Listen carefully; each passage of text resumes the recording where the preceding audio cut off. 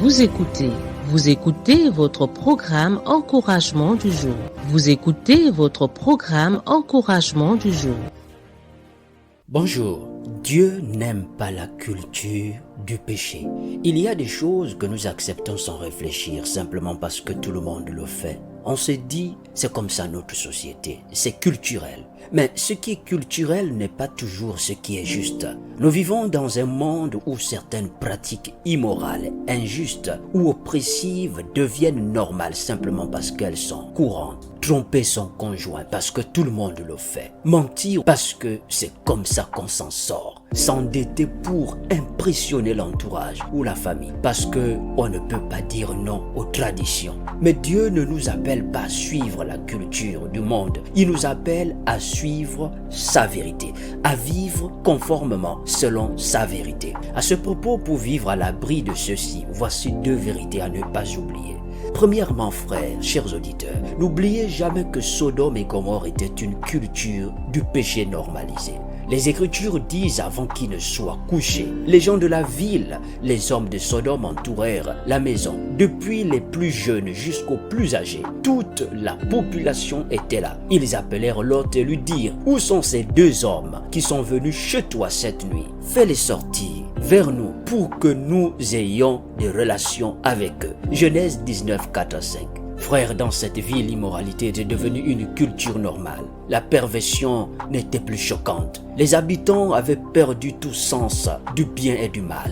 De la même manière, aujourd'hui, beaucoup de comportements sont justifiés sous prétexte qu'ils sont culturels. L'adultère normalisé, même dans les églises devenues non sanctionnables. Le mensonge et la corruption vus comme des moyens légitimes de réussir. L'orgueil et la vanité considérés comme des signes de réussite. Mais Dieu ne valide pas ce qui est culturel si cela va contre sa parole.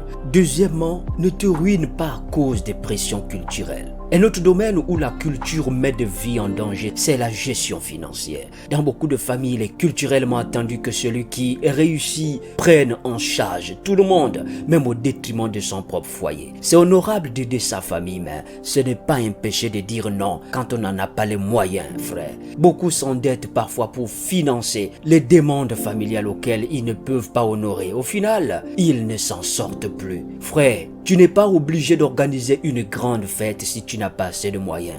Tu n'as pas besoin de faire comme X ou Y. Vis à ton rythme. Pas besoin de chercher à aller au rythme des autres. Tu n'es pas forcé de répondre à toutes les demandes financières si cela te met en danger. En aidant les autres, assure-toi que ta propre maison aussi a quelque chose. L'équilibre est essentiel, frère. Retenons alors que tout ce qui est culturel n'est pas forcément juste devant Dieu. Si une pratique courante va contre la parole de Dieu, il faut la rejeter. Ne laisse pas la pression sociale et familiale te conduire à des décisions qui te détruiront. Ne justifie pas tes actions en disant « tout le monde le fait ». Pose-toi plutôt la question de savoir, est-ce que Dieu l'approuve? Aide ta famille, mais ne te mets pas en difficulté pour répondre à des attentes irréalistes. Prends position contre la culture du péché, même si cela signifie être différent. Nous terminons en disant, ce qui est culturel n'est pas toujours bon. Dieu nous appelle à vivre selon sa volonté, pas selon la pression de la société. Beaucoup de vies sont brisées aujourd'hui parce que des choix sont faits sous l'influence des traditions, contrairement aux principes divins.